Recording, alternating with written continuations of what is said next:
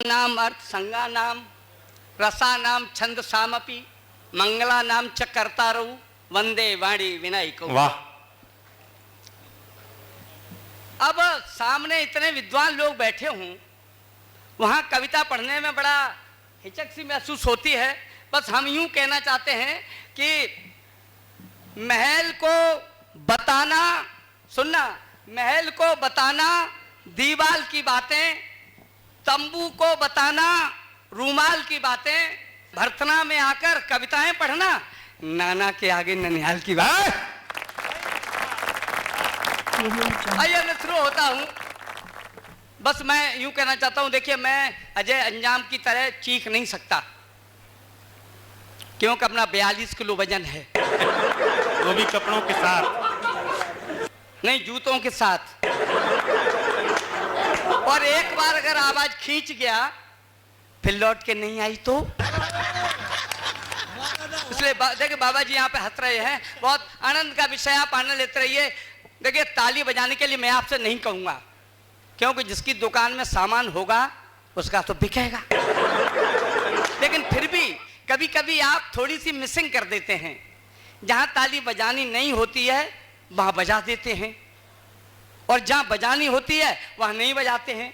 इसलिए हम आपको याद दिला दिया करेंगे क्या ताली आपको कहां बजानी है। हम कहेंगे राधा कृष्ण की जय, आप वहां ताली बजा देंगे। हम प्रैक्टिकल करते हैं, राधा कृष्ण की जय। समझ गए सब। वाह। आइए शुरू करते हैं। और आदरणीय विधायक जी प्रदीप जी, देखिए पहले प्रदीप जी आए, वहां बैठे, फिर वहां कुर्सी पर बैठे, फिर आकर हमारे पास बैठ गए। ये होती है चालाकी। वे जानते थे कि नेताओं पे कविता यही पढ़ेगा। यहां बैठो तो कुछ सरलता मिलेगी लेकिन आप चिंता नहीं करें, हम हल्की शिकार करते भी नहीं हैं और हम उस पर कविता पढ़ते हैं जिसका शासन होता है। आप तो वैसे ही जय राधे कृष्ण की जय। आइए मैं शुरू करता हूं, आनंद लेना साहब। मरे पिताजी मंत्री जी ने अपना सिर घुटवाया। दरोगा जी आप जरूर सुनना, इतने सीधे पुलिस वाले हमने आज पहली बार देखे। सच कहता हूं भर्तना के पुलिस वाले हैं ही सीधे। मैं जब यहाँ से इटावा से आगे निकल के आया तो मुझे नहीं पता था इटावा से भर्तना की रास्ता किधर से है। मैंने एक दीवान जी से पूछ लिया, हम कि दीवान जी भर्तना का रास्ता किधर से है? बोले किसी आदमी से पूछो। आइए मैं शुरू करता हूँ, सुनना। ये बड़ा धनाढ़ मंच है, बलराम श्रीवास्तव जी बैठे हैं, आदरणीय अशोक यादव जी बैठे हैं महागजलकार, और इधर अंजाम जी बैठे हैं। पूरा जब इनका चेतक की टाप गूंजती है तो पूरा देश गुंजमान होता है। मैं वहां से शुरू करता हूं, सुने। मरे पिताजी मंत्री जी ने अपना सिर घुटवाया। आप ऐसे मंत्री जी के पिताजी मर नहीं सकते क्या? मर सकते हैं ना। मरे पिताजी मंत्री जी ने अपना सिर घुटवाया, नाई को मेहनत के बदले 100 का नोट दिखाया। नाई बोला यह क्या करते, हम तो बस नाई हैं, आपसे मेहनत कैसे ले लें, आप बड़े भाई हैं, आपसे मेहनत कैसे ले लें, आप बड़े भाई हैं, अपने छोटे भाई का क्यों मुंह काला करते हो, हम तो केवल सिर घोंटे, तुम घोटाला करते हो। आप तो बहुत अच्छे लोग हैं। अरे वो परसों का मुझे जिक्र आ गया, बलराम जी आप सुनना। चतुश्रेणी कर्मचारी की जगह खाली थी साहब, 2 वैकेंसी थी, आदमी पास हो गए 3। अब इंटरव्यू होना था, बाबा जी आप सुनना, इंटरव्यू होना था। एक थे श्रीकांत दीक्षित जी, एक थे रमेश चंद्र चौहान साहब, और एक थे सुरेश यादव जी। इंटरव्यू शुरू हुआ, सबसे पहले बुलाया गया, श्रीकांत दीक्षित जी आए, आप कुत्ते की अंग्रेजी बताएं। श्रीकांत दीक्षित जी ने कहा DOG डॉग, डॉग माने कुत्ता। बोले आप पास। रमेश चंद्र चौहान जी आए, अब बिल्ली की अंग्रेजी बताएं। बोले CAT कैट, कैट माने बिल्ली। बोले आप पास।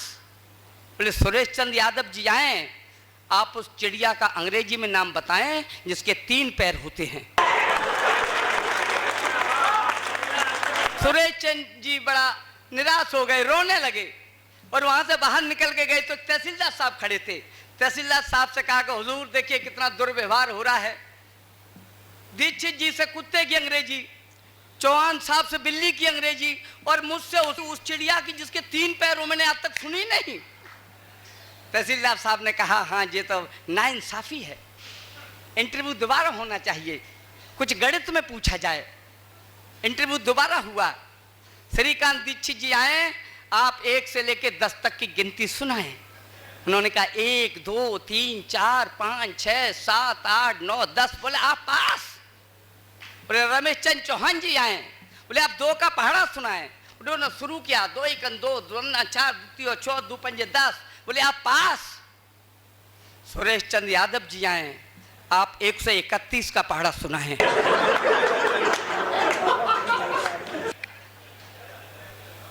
यादव जी फिर चक्कर में गिड़गिड़ाने लगे, रोने लगे। साहब बाहर निकल के गए तो एसडीएम साहब खड़े थे। उन्होंने एसडीएम साहब से कहा हुजूर दोहरा व्यवहार हो रहा है, अन्याय हो रहा है। उनसे 1 से 10 तक की गिनती, चौहान साहब से 2 का पहाड़ा और हमसे 131 का पहाड़ा जो आज तक सुना ही नहीं, हमने पढ़ा ही नहीं कभी। बोले हाँ नाइंसाफी है, एक बार इंटरव्यू और किया जाए, कोई सामान्य ज्ञान की बात पूछी जाए। एक बार इंटरव्यू साहब फिर हुआ। श्रीकांत दीक्षित जी आए, आप बताएं स्वतंत्रता संग्राम कब से शुरू हुआ था? बोले सर 1857 से। बोले आप पास, नौकरी पे आ जाएं। बोले रमेश चंद्र चौहान जी आए, बोले उसमें कितने लोग शहीद हुए थे? उन्होंने कहा लगभग 2,04,444। बोले शाबाश तुम पास, कल से आ जाओ। सुरेश चंद्र यादव जी आए, आप उन सब के नाम और पते बताएं।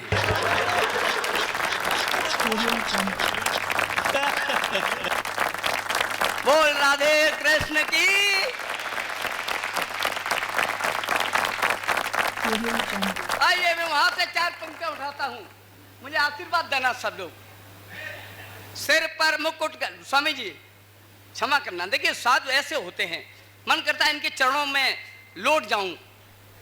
अब सुनना, 2 विरोधाभासों की मैं यहाँ 2 विरोधाभासों का उच्चारण करूंगा, सुनना। दीक्षित जी आप आ जाएं, बहुत अच्छे कवि हमारे, सुने। सिर पर मुकुट गले में, आप प्रबुद्ध लोग हैं इसलिए पढ़ रहा हूं। वैसे तो कविताएं बहुत हैं कि विष के घड़े हैं परत पर मक्खन मसलते हैं। सुनना, विष के घड़े हैं परत पर मक्खन मसलते हैं, कुछ समझते थे जिन्हें में कुछ निकलते हैं, और जिनको अहिंसा का पुजारी मानते थे हम, उनके रसोई में रोज अंडे उबलते हैं। उनकी रसोई में रोज अंडे उबलते हैं। और आपके ज्ञान के लिए एक बात और बता दूं कि यहाँ हर कदम पर घातें मिलेंगी, आपके जिंदगी में काम आएगा। सुन लेना साहब, यहाँ हर कदम पर घातें मिलेंगी, उल्टी सीधी भी बातें मिलेंगी, और दोस्ती गधे से करोगे अगर तो बदले में तुमको लातें मिलेंगी। आइए मैं शुरू करता हूं कि सिर पर मुकुट गले में माला, सिर पर मुकुट गले में माला, आसन भी सिंहासन भी। सिर पर मुकुट गले में माला, आसन भी सिंहासन भी। सुबह शाम जप तप में बीते, दिन में देते भाषण भी। सुबह शाम जप तप में बीते, दिन में देते भाषण भी। इधर विरक्ति उधर लालसा, चमत्कार या आडंबर, एक व्यक्ति में 2 गुण कैसे, सन्यासी भी शासन भी।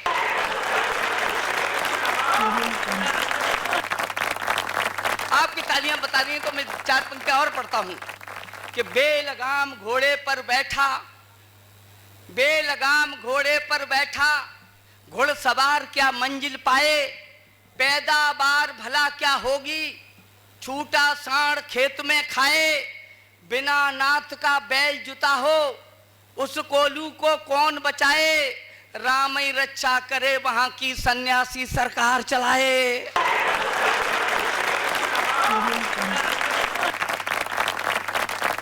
आइए, बहुत सारी बातें हैं। आइए मैं कुछ पंक्तियां पढ़ना चाहता हूं आपके इस बहुत पवित्र पंडाल में, सुनना।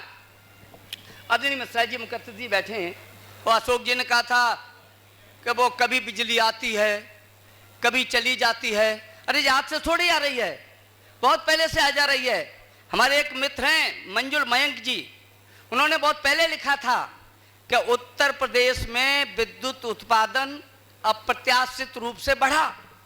सुनना, उत्तर प्रदेश में विद्युत उत्पादन अप्रत्याशित रूप से बढ़ा और इस खबर को विद्युत अधिकारी ने मोमबत्ती की रोशनी में पढ़ा।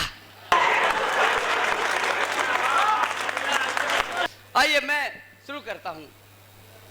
ये काम हमारे जे हमारा दुर्भाग्य है, ये खाने पीने की चीजें हमारे पीछे ही आती हैं। आइए मैं शुरू करता हूं, सुनेगा। जिलाधीश ने मंत्री जी से जनहित में, मैं बिल्कुल हकीकत आपके सामने बयां कर रहा हूं और इसलिए पढ़ रहा हूं। मैं ऐसी कविता को पढ़ता नहीं हूं सर, मैं इसलिए पढ़ रहा हूं। आज यहाँ प्रबुद्ध लोग बैठे हैं, विद्वान लोग बैठे हैं, विवेकशील लोग बैठे हैं, और अगर अच्छी बात आ जाएगी तो आप उसको उठाएंगे। सुनना, जिलाधीश ने मंत्री जी से जनहित में आवाज उठाई, हमें एक तालाब चाहिए जिससे यहाँ हो सके सिंचाई।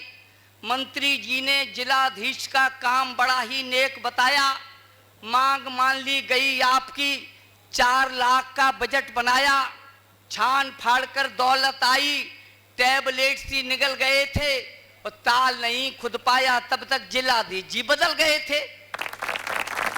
ताल नहीं खुद पाया तब तक जिलाधीश जी बदल गए थे। उनकी जगह दूसरे सज्जन आए, नए कलेक्टर थे, जनता की सेवा करने में उनसे ज्यादा कट्टर थे। लगे सोचने संकट भारी, 4 लाख का बजट सुधा है, नई क्षेत्र में कहीं दिखता, फाइल में तालाब खुदा है। वे तो खोद के चले गए हैं, अब हम इसको कहां दिखाएं। चालू बड़े चाट गए लाखों, अब हम इसमें कैसे खाएं। मंत्री जी को पत्र लिख दिया, कोई खेत नहीं भरता है, यह तालाब कष्टदायी है, प्रदूषण पैदा करता है, इसको समतल कर देने से सारा झंझट हट जाएगा। श्रीमान जी चेक भेज दो, 5 लाख में पट जाएगा। बोल राधे कृष्ण की।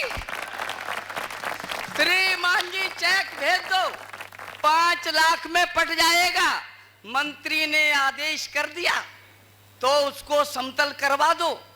प्रदूषण पैदा करता है तो उसमें मिट्टी भरवा दो। कुछ दिन बाद पधारे मंत्री, बोले सारा बजट बनाओ, वह तालाब कहाँ खोदा था, हमको वह स्थान दिखाओ। जिलाधीश ले गए वहां पर जहां मैदान बड़ा समतल था, नहीं इंच भर ऊंचा नीचा और नहीं बिल्कुल दलदल था, जिसे देख रह गए अचंभित, क्या बढ़िया अंजाम दिया है। पीठ ठोंक कर बोले उनकी, कितना अच्छा काम किया है। बोल राधे कृष्ण की। पीठ ठोंक कर बोले उनकी, कितना अच्छा काम किया है, सराहनीय है कष्ट तुम्हारा, मेहनत के ही बाद मुना है, बिल्कुल नहीं पता लगता है कभी यहाँ तालाब खुदा है। बिल्कुल नहीं पता लगता है कभी यहाँ तालाब खुदा है।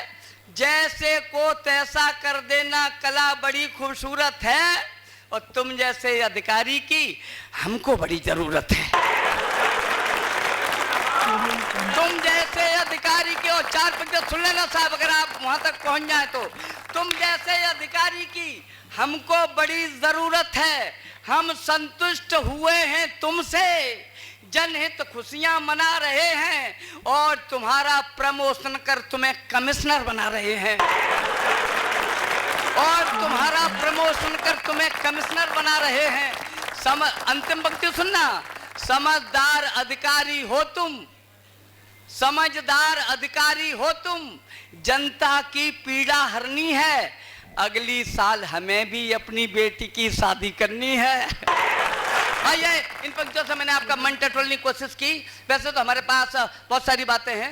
आदरणीय विधायक जी, समोसे की बात से मुझे एक बात याद आ गई कि एक लड़का समोसे की दुकान पर रहता था और वो हर ग्राहक से कहता था, भाई साहब यहीं खाओगे कि घर ले जाओगे? ऊपरी परत भूस हो जाएगी, एक बार खा के देखो तबीयत खुश हो जाएगी। धीरे धीरे तरक्की पा गया, समोसा की दुकान छोड़कर जूता की दुकान पे आ गया। समोसा की दुकान छोड़ के जूता की दुकान पे आ गया। एक ग्राहक आया, वो तुरंत बोला, भाई साहब यहीं खाओगे कि घर ले जाओगे? ऊपरी परत खुश हो जाएगी, एक बार खा के तो देखो तबीयत खुश हो जाएगी। बोला हरे कृष्ण की। ये बहुत सारी बातें हैं। मैं एक ट्रेन सुनना, कुछ भावनाएं सुनना। एक ट्रेन हावड़ा से जा रही थी अंबाला कैंट, बीच में हुआ एक्सीडेंट, 3 कंपार्टमेंट ध्वस्त, अधिकारी नशे में मस्त। वाह भारतीय रेल वाह, तेरी जय हो। मुर्दों की टिकट पर लिखा था, आपकी यात्रा मंगलमय हो।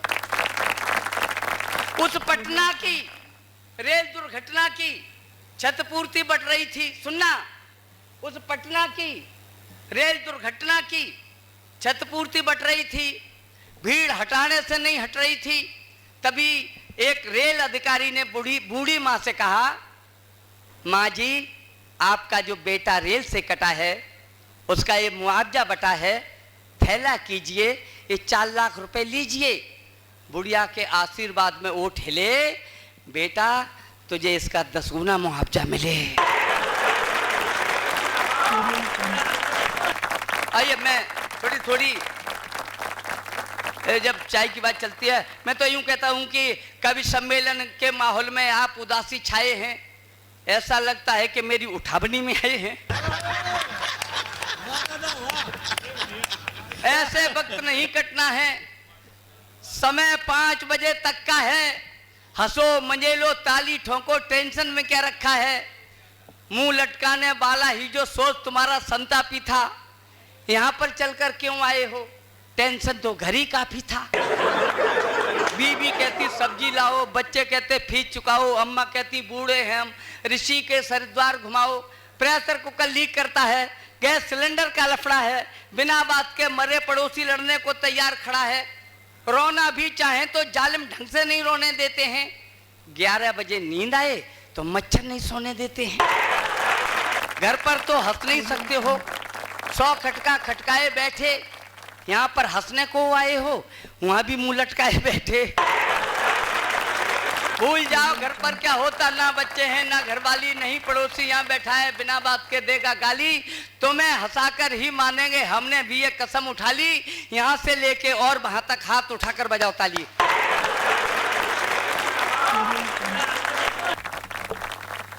जे हमारे पास 2 पर्चियां आई हैं, दरअसल मैं पढ़ना नहीं चाहता था, क्योंकि माहौल थोड़ा समोसा में हो गया है, मुंह में समोसा है, अगर हंसी आ गई तो फिर समोसा फेफड़े तक भी जा सकता है। हाथ में चाय है, तो देखो स्वामी जी हमारे समोसे में मग्न हैं। हाँ नहीं आप खाइए, आप खाइए, खाने पीने के लिए तो आए हैं, कविता तो बहाना है।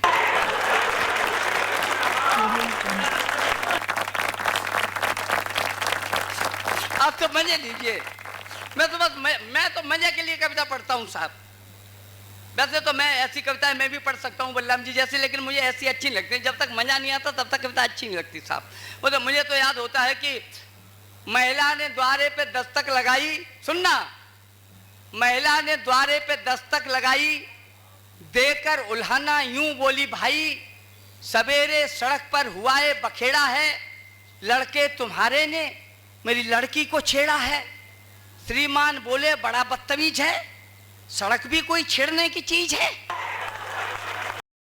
उसे तो ज्यादा समझदार आप हैं, अंदर आ जाओ, लड़के के बाप हैं। वो राधे कृष्ण की। आइए मैं कविता पढ़ता हूं, यहां तो शुरू करता हूं। लेकिन मैं इंतजार ये कर रहा हूँ कि आप लोग समोसा खा ले तो ज्यादा अच्छा है ना।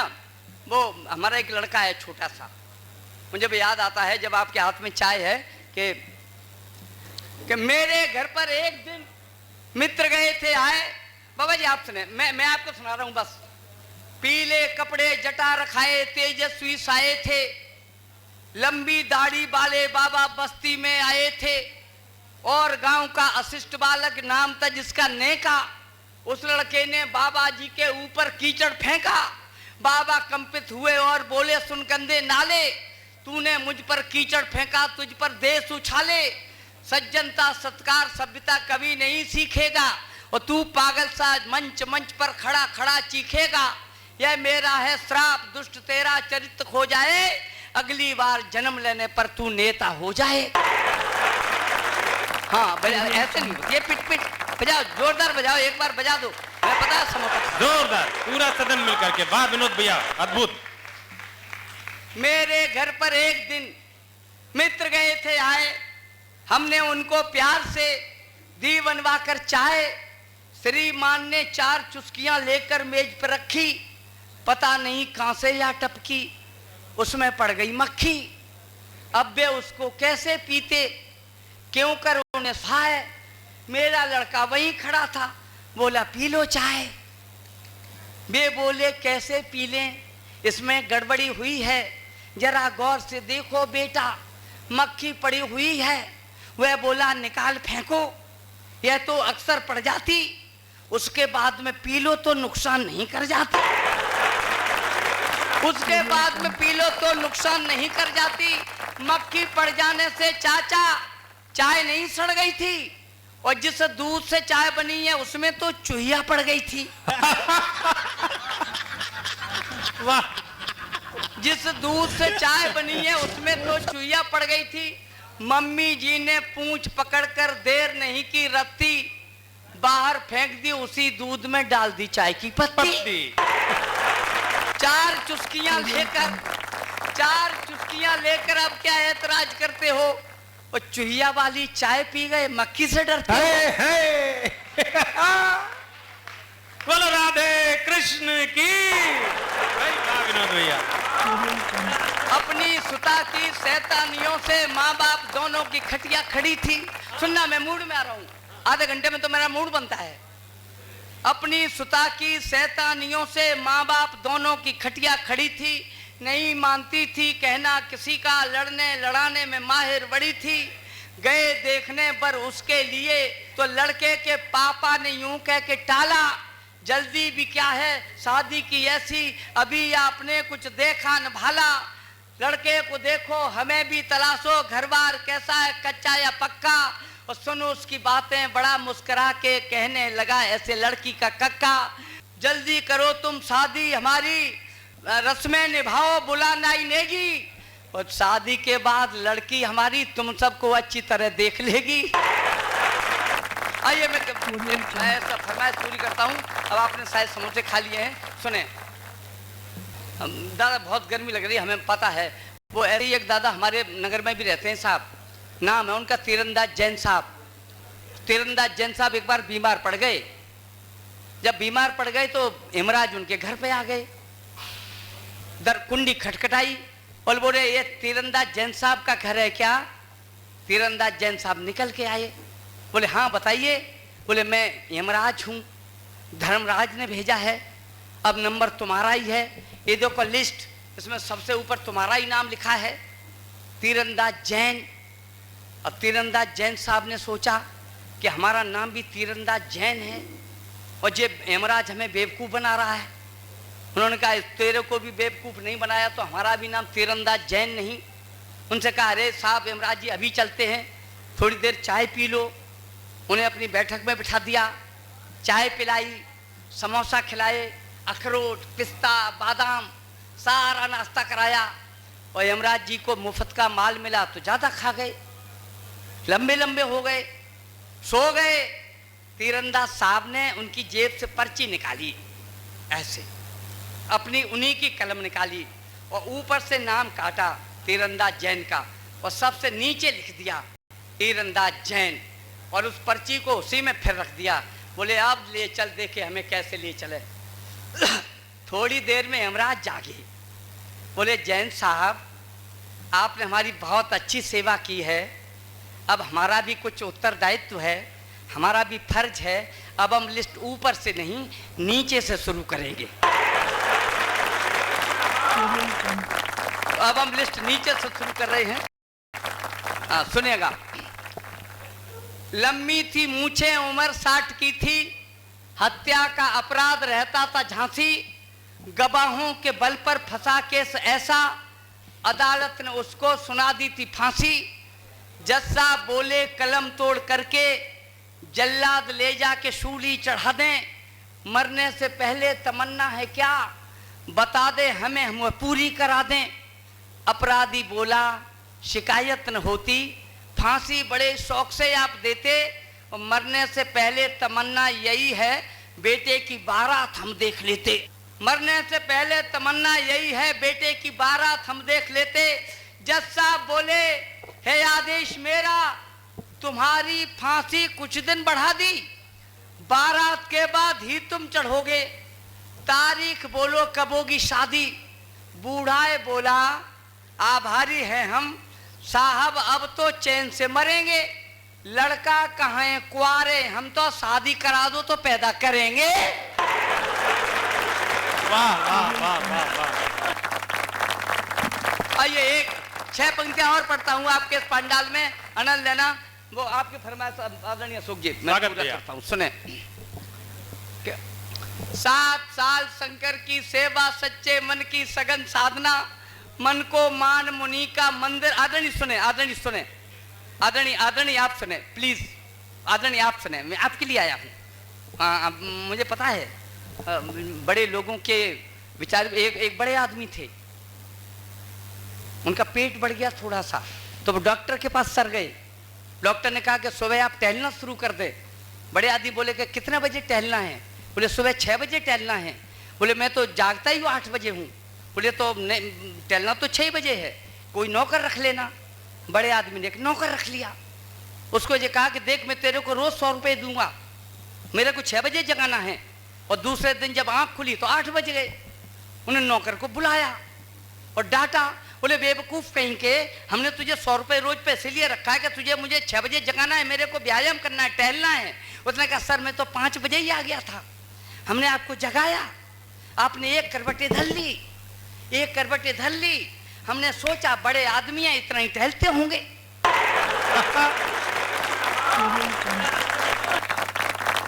इसलिए आप थोड़ा सा मेरे ऊपर विचार करिए। आइए मैं भाई साहब के लिए थोड़ी जी एक बात ताली बता दीजिए, मैं कविता पढ़ता हूँ, सुने।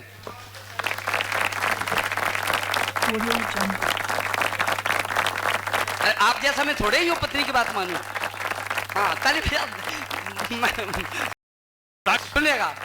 7 साल शंकर की सेवा, सच्चे मन की सघन साधना, मन को मान मुनि का मंदिर अर्जित की थी कठिन भावना, घोर तपस्या की थी हमने, तब शिव जी के दर्शन पाए, लिए हाथ में डमरू भोले, एक रात सपने में आए, कान पकड़कर बोले हमसे, बता कष्ट क्या काम करूं।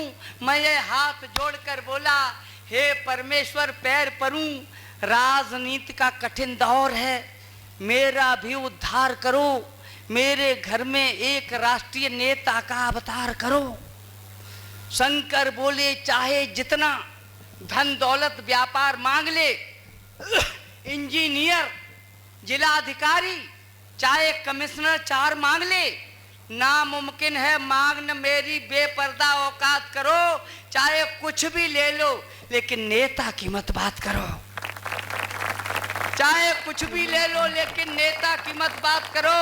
उल्टी सीधी चीज मांगकर इष्ट देव को सता नहीं, मेरे भोले भक्त पुजारी शायद तुझको पता नहीं, गुंडे 60 शराबी 64 तन से हटते रहते इकट्ठे हों, 51 गद्दार 72 सातिर चोर इकट्ठे हों झूठा लवार 84 संग माफिया 30 मिले, कुछ कहकर कुछ करने वाले 8 420 मिले, रिश्वतखोर हरामी 100 हों, ठग पूरे 45 हों, अपराधों में सजा याफ्ता कम से कम 47 हों, ढोंगी बेईमान 66, 58 छछंदी हों, उन सब की आत्मा मिलाकर फिर जो जीव पनपता है, मरे 500 लोग कहीं तब नेता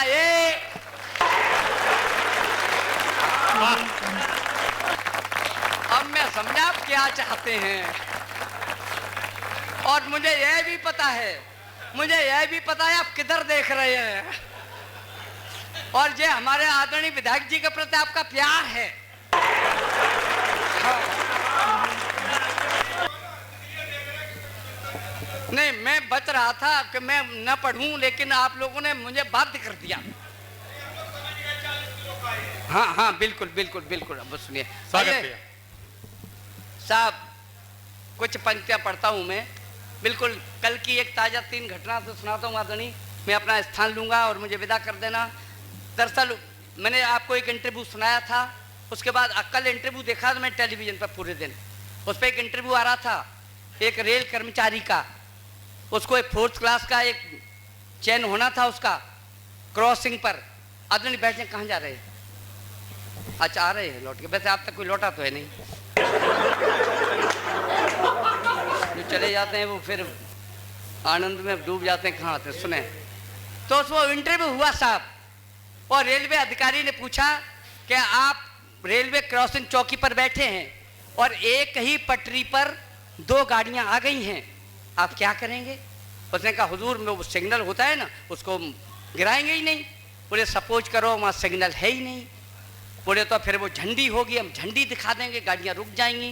बोले सपोज करो कि झंडी भी नहीं है। बोले तो लाल टॉर्च दिखा देंगे। बोले सपोज करो लाल टॉर्च भी नहीं है। बोले तो वो रेल कर्मचारी को लाल शर्ट मिलती है, हम उतार के उसे हिला देंगे। बोले सपोज करो कि आपके पास लाल शर्ट भी नहीं है। बोले फिर वो लाल गमछा मिलता है। बोले सपोज करो वो लाल गमछा भी नहीं है। बोला सर फिर हम गांव में जाएंगे, गांव के सारे लोगों को बुला के लाएंगे। बोले कि गांव के लोग क्या करेंगे? बोले लाशें का हम अकेले उठाएंगे।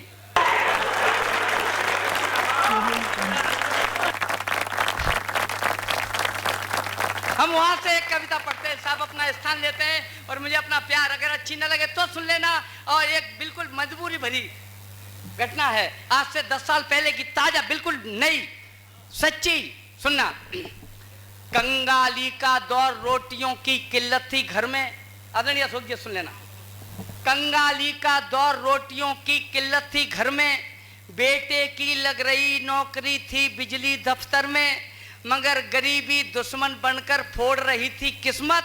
साहब उससे मांग रहे थे 4 लाख की रिश्वत। साहब उससे मांग रहे थे 4 लाख की रिश्वत। बाप बड़ा हैरान, नहीं थे घर में 10 नए पैसे, और रिश्वत नहीं जुटा पाए तो लगे नौकरी कैसे। पत्नी बोली स्वामी हम पर है एक सरल तरीका, रेल से टकरा करके जिसे मार देती है, सरकार मरे के घर वाले को 4 लाख देती है। बाप बड़ा हैरान, नहीं थे घर में 10 नए पैसे, रिश्वत नहीं जुटा पाए तो लगे नौकरी कैसे। सोचे सभी उपाय, नहीं था कोई भी दिखा। पत्नी बोली स्वामी हम पर है एक सरल तरीका, रेल से टकरा करके जिसे मार देती है, सरकार मरे के घर वाले को 4 लाख देती है। कभी कानपुर, कभी हाथरस, कभी इटावा, कभी पटना, और 1 महीने में हो जाती है निश्चय दुर्घटना। दिल्ली से कलकत्ता की महीने भर टिकट कटा लो, दुर्घटना में मरकर स्वामी 4 लाख तुम पालो। दुर्घटना में मरकर स्वामी 4 लाख तुम पालो। और हुई मंत्रणा, दोनों में तरकीब बड़ी थी सीधी, दिल्ली जाकर कलकत्ता की उसने टिकट खरीदी और पता नहीं कब कौन लड़ेगी मन में वह घबराता। दिल्ली से कलकत्ता को रोजाना आता जाता। तभी भारतीय रेल कर्मचारी ने गलती की थी, नहीं 3 दिन कटे रेल ने रेल में टक्कर दी थी। मगर हाय दुर्भाग्य, कालजा नंगा नाच नचा था, सब मर गई सवारी केवल वही एक बचा था। मगर हाय दुर्भाग्य, कालजा नंगा नाच नचा था, सब मर गई सवारी केवल वही एक बचा था। जिन्हें जिंदगी की तलाश थी मौत ने वफा दिखाई, मांग रहा था मौत खुशी से उसको मौत न आई। जीना मरना हाथ में जिसके कहते उसे खुदाई,